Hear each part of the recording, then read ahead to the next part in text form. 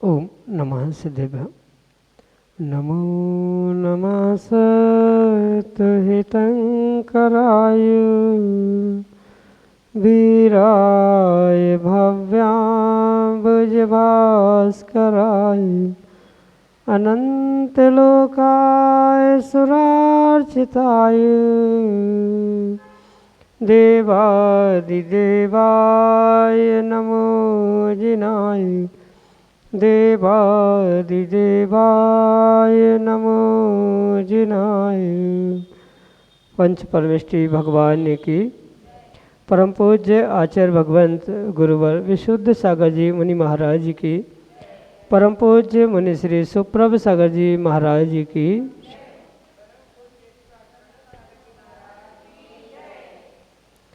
उपकारों का महान पर्व यह श्रुत पंचमी पर्व, और उस श्रुत पंचमी पर्व के इस महान बेला पर उन पूर्वाचार्यों का तो महान उपकार हमारे ऊपर है ही, जिन्होंने अपने अनमोल समय में से समय निकाल करके और हमारे लिए यह श्रुत रूपी गंगा प्रदान की। लेकिन वर्तमान में भी आचार्य भगवंतों का और निर्गंथों का महान उपकार है कि वे अपने उन प्रतिकूलताओं में भी अनुकूल समय निकालते हुए हमारे लिए कल्याण का पथ दिखला रहे हैं। और परम पूज्य आचार्य भगवंत गुरुवर विशुद्ध सागर जी महाराज के मंगल सुभाषित से परम पूज्य मुनि श्री सुप्रभ सागर जी महाराज ने हमारे लिए वह उपकारमयी अनूठी विधा समीचीन विकल्पों के सम्यक समाधान के रूप में प्रदान की है, जो निश्चित ही हमारे कल्याण का पथ प्रशस्त कराने वाली है। ऐसे आत्म कल्याण की वह अनूठी विधा समीचीन विकल्पों का सम्यक समाधान जो कि हम सभी प्रतिदिन आगम के परिप्रेक्ष्य में प्राप्त करते हैं। प्रारंभ करते हैं आज के उस सम्यक समाधान को। और आज के पहले विकल्प के लिए अनन्य गुरु भक्त परिवार आष्टा मध्य प्रदेश से डॉक्टर मगन जैन, श्रीमती चंदा जैन महाराज श्री के श्री चरणों में कोटि कोटि नमोस्तु निवेदित करते हुए अपना समीचीन विकल्प रख रहे हैं कि महाराज जी शब्द द्वैतवाद का सिद्धांत जैन आगम में क्या उपयुक्त रखता है, इसे हमारा आगम मान्यता क्यों नहीं देता। हमारे समीचीन विकल्प का सम्यक समाधान करने की अनुकंपा करें। नमोस्तु महाराज जी, नमोस्तु। ओम नमः सिद्धम। परम पूज्य आचार्य भगवान गुरुवर विशुद्ध सागर जी महाराज जी की जय। परम पूज्य मुनि श्री सुप्रभ सागर जी महाराज जी की। हमारा जैन दर्शन, जैन धर्म पूर्ण रूप से अनेकांत पर आश्रित है, या ऐसा कह दो कि अनेकांत ही जैन धर्म, जैन दर्शन का प्राण है। और जहाँ अनेकांत होता है वहाँ किसी भी वाद को स्थान होता ही नहीं, चाहे वह शब्द अद्वैतवाद हो, चाहे शब्द द्वैतवाद हो। जहाँ वाद है, एकांत है, ऐसे किसी भी सिद्धांत को हमारे आगम में कोई भी स्थान है ही नहीं है।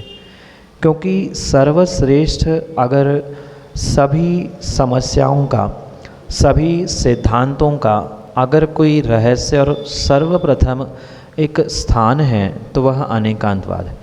और अनेकांतवाद में किसी भी एकांतवाद को स्थान नहीं होता।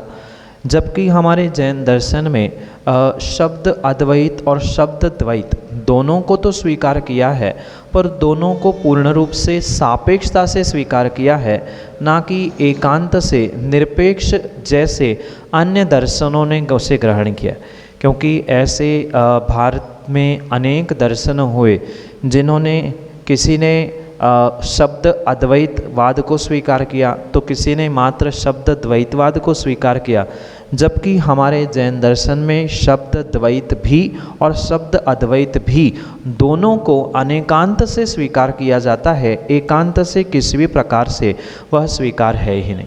जहाँ शब्द अद्वैतवाद या शब्द द्वैतवाद या ज्ञान द्वैत आदि अनेक द्वैत अद्वैत भाव जो अनेक दर्शनों के निमित्त से देखने में आते हैं, उन सबको सापेक्ष कथनों के साथ हमारे जैन दर्शन ने स्वीकार तो किया है, पर एकांत से किसी भी वाद को यहाँ स्वीकार ही नहीं किया जा सकता, क्योंकि शब्द द्वैत यह कहता है, जो एकांतवादी अपने सिद्धांतों से उसे पुष्ट करना चाहते हैं, उनकी अपेक्षा से जीव और शब्द ये दो भिन्न द्वैत यानी दो है और उनके निमित्त से ये कार्य होता है, पर सर्वथा ऐसा नहीं है। अगर उन द्रव्य श्रुत के साथ, द्रव्य शब्दों के साथ हम भाव शब्द या भाव और भावना तक पहुंचने का प्रयास करेंगे तो वहाँ हमें ये समझ में आएगा, वहाँ पूर्ण रूप से द्वैतपना नहीं है, अद्वैतपना भी है। जहाँ ये शब्द उत्पन्न हो रहे हैं, भले ही उस शब्दों को पौद्गल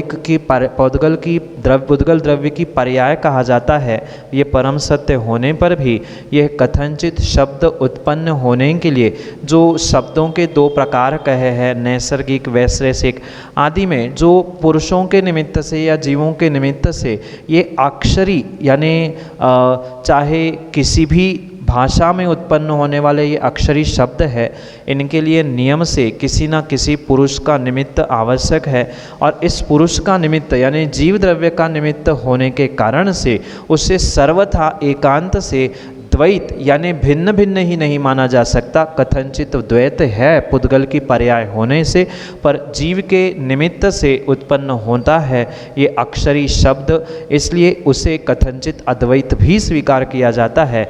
इसलिए जैन दर्शन, जैन आगम के अनुसार ये कथनचित शब्द अद्वैत और शब्द द्वैत दोनों को ग्रहण करने के कारण से किसी एकांत को यहाँ स्थान नहीं है, और इसी कारण से शब्द द्वैत को सर्वथा शब्द द्वैतवाद के रूप में स्वीकार नहीं किया जाता, अनेकांत सापेक्षता आदि के निमित्त से इसे ग्रहण किया है। यही आपके लिए सम्यक समाधान। लब्धि जैन गाड़रवाड़ा मध्य प्रदेश से महाराज श्री के चरणों में बारंबार नमोस्तु निवेदित करते हुए अपना समीचीन प्रश्न रख रहे हैं कि हे भगवान, जब भी हम सम्यक शिखर जी की वंदना हेतु जाते हैं तब पर्वतराज की कुछ मिट्टी घर लेकर आते हैं। हमारी भावना होती है कि जब हम शिखर जी नहीं जा पा रहे हैं तब उसका स्पर्श करके स्वयं को धन्य कर सकें। क्या हमारा मिट्टी लाना वहाँ से सही है या हमें कोई दोष लग रहा है? मैंने पिछली बार देखा कि देखा देखी में सभी लोग मिट्टी ले आते हैं, जिससे वहाँ पर एक स्थान पर बहुत बड़ा गड्ढा बन चुका है। तो क्या ऐसा करना उचित है? हमारे समीचीन विकल्प का सम्यक समाधान करने की अनुकंपा करें। नमोस्तु महाराज जी, नमोस्तु। मात्र सम्यक शिखर की मिट्टी को घर लाने से, उसे मात्र स्पर्श करने से किसी भी प्रकार से वह आप अपने आप को जो धन्य मानना चाहते हैं या पुण्य प्राप्त करना चाहते हैं, ये सर्वथा सत्य नहीं है। ये हमारा जैन धर्म भाव प्रदान है। अगर ऐसे उत्कृष्ट तीर्थ क्षेत्रों की मिट्टी हर व्यक्ति घर में लाकर अपने आप को यही सोचता है कि चलो मैं शिखर जी नहीं जा पा रहा हूँ, उसको ही स्पर्श करके मेरी वंदना पूरी हो जाए, मेरा पुण्य लग जाए, तो फिर शिखर जी और तीर्थ यात्रा वगैरह करने की आवश्यकता नहीं। एक बार चले गए और प्रतिदिन स्पर्श करके पुण्य घर में बैठे कमा लो। तो ये विवेकपूर्वक काम करने की आवश्यकता है।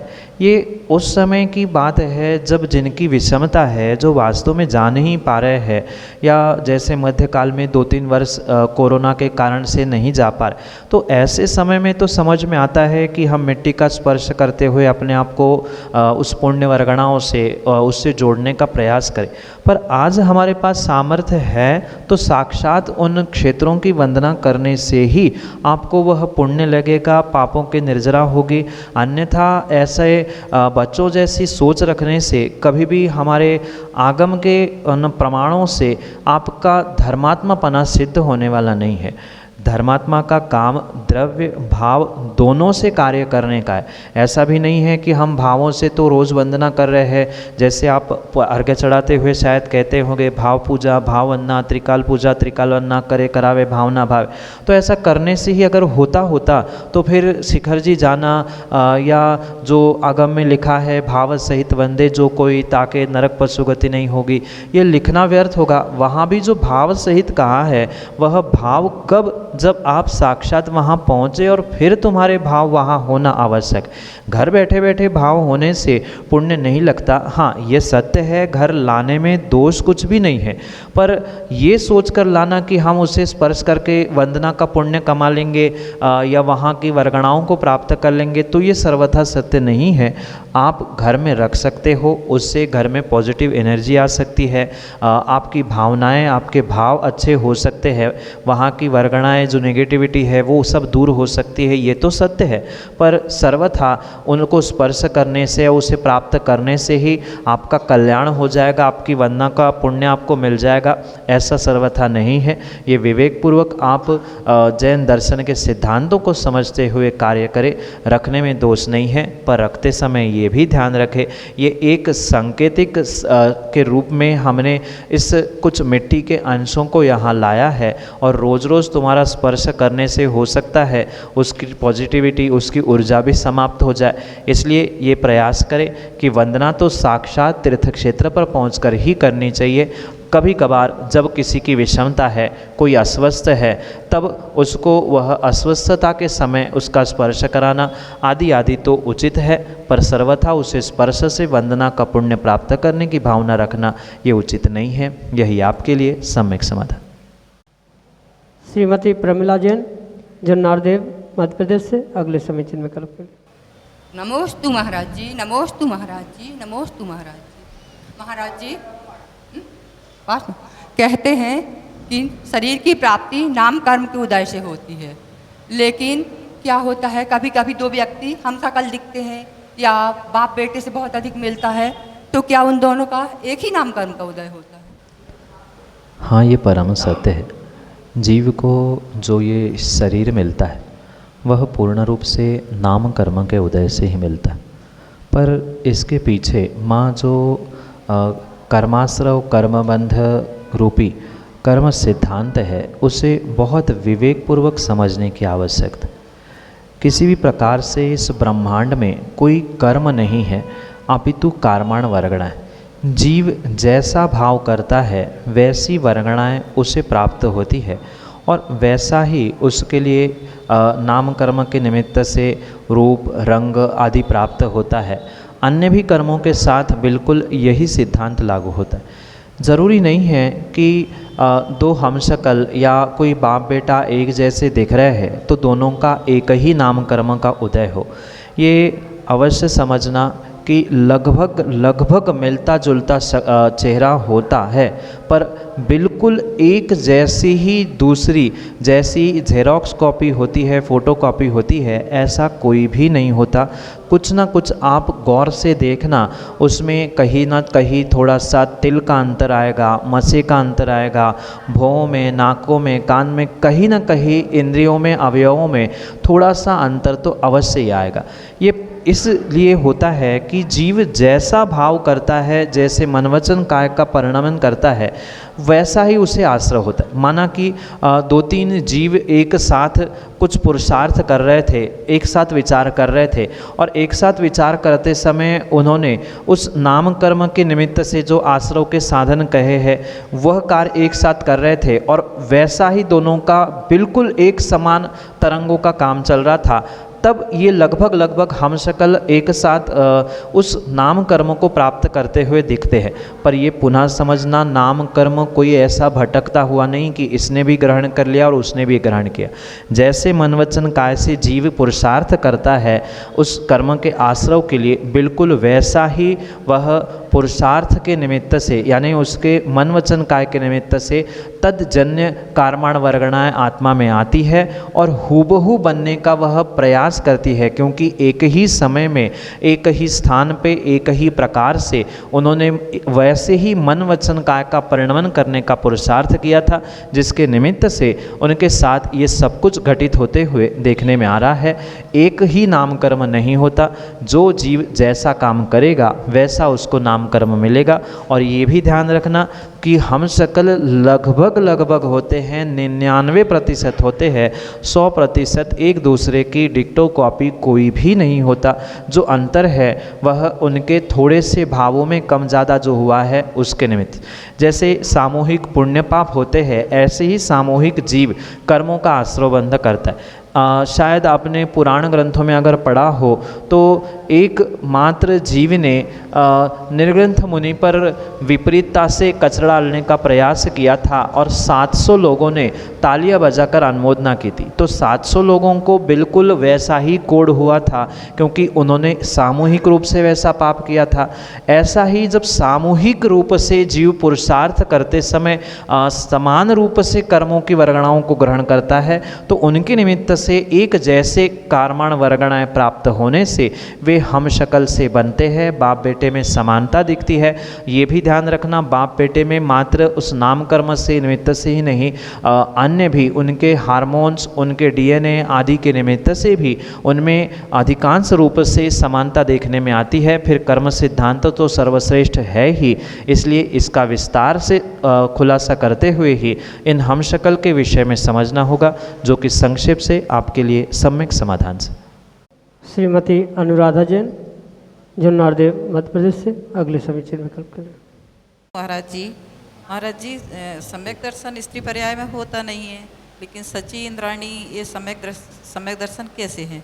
और फिर अभी छाई की व्यवस्था तो है नहीं, तो छायोपशमिक और औपशमिक ये सम्यक दर्शन हो जाता है क्या? माँ, सम्यक दर्शन के प्राप्ति के सिद्धांत को हमें आगम के परिप्रेक्ष्य में बहुत गौर से समझने की आवश्यकता है। जो आगम में सम्यक दर्शन प्राप्त करने के बाद की पर्याय और सम्यक दर्शन प्राप्त करने वाली पर्याय, इनमें बहुत अंतर बताया है। जैसे समंतभद्र स्वामी रत्नकरण श्रावकाचार्य में कहते हैं कि जो सम्यक दृष्टि जीव है वह कभी स्त्री पर्याय को, दरिद्री कुल में लूले लंगड़ी पर्याय को प्राप्त नहीं होता। यहाँ अभिप्राय विशेष रूप से समझे, जो सम्यक दृष्टि होता है वह कभी भी इन पर्यायों में नहीं जाता सम्यक दर्शन के प्राप्त करने के निमित्त से। पर इसका मतलब ये नहीं है कि वह जीव उन पर्यायों में सम्यक दर्शन प्राप्त ही नहीं करता हो। जैसे सम्यक दृष्टि नारकी नहीं बनता, पर क्या पहले 3 नरक तक सम्यक दर्शन प्राप्त करने की शक्ति नहीं है क्या?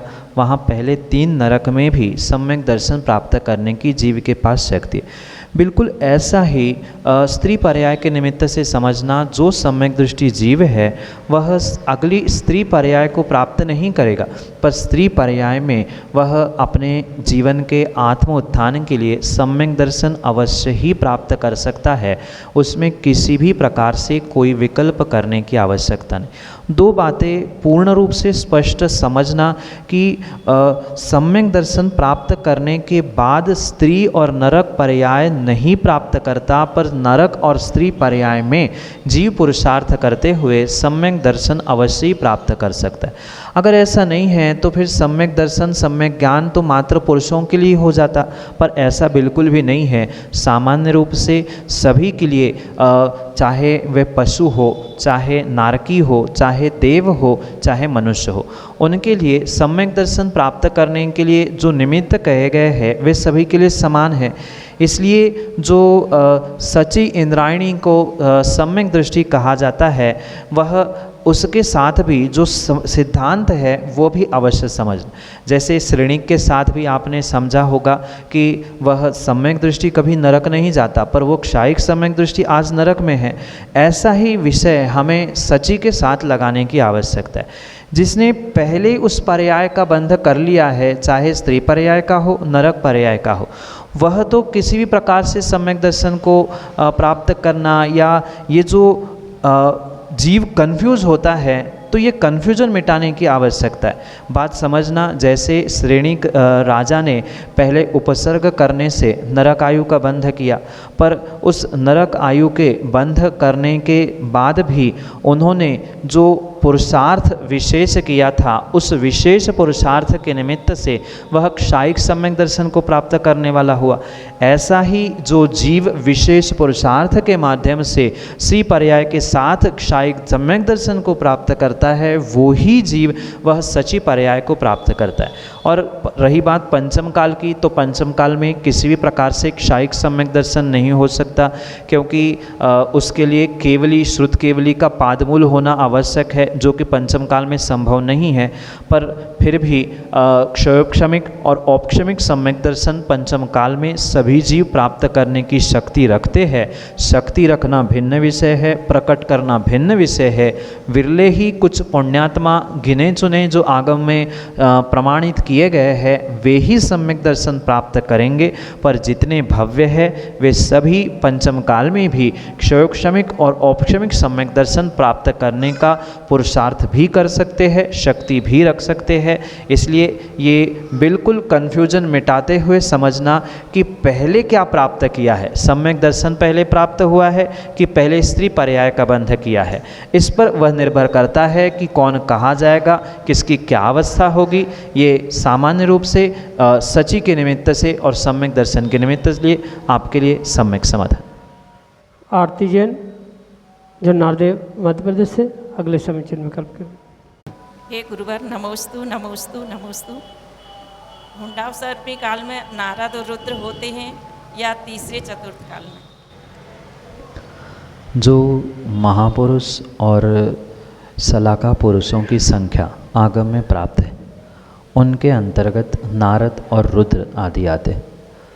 और ये महापुरुष और सलाखा पुरुष मात्र हुंडावसर्पणी काल में नहीं, अपितु प्रत्येक काल में हुआ करते।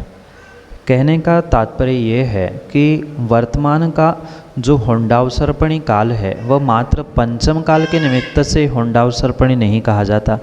अवसर्पणी और उत्सर्पणी, ये जो दो काल के प्रकार परिवर्तन देखने में आते हैं, मतलब पहले से लेकर छठवें तक और छठवें से लेकर पुनः पहले तक, इस क्रम को अवसर्पणी और उत्सर्पणी इस रूप से जाना जाए।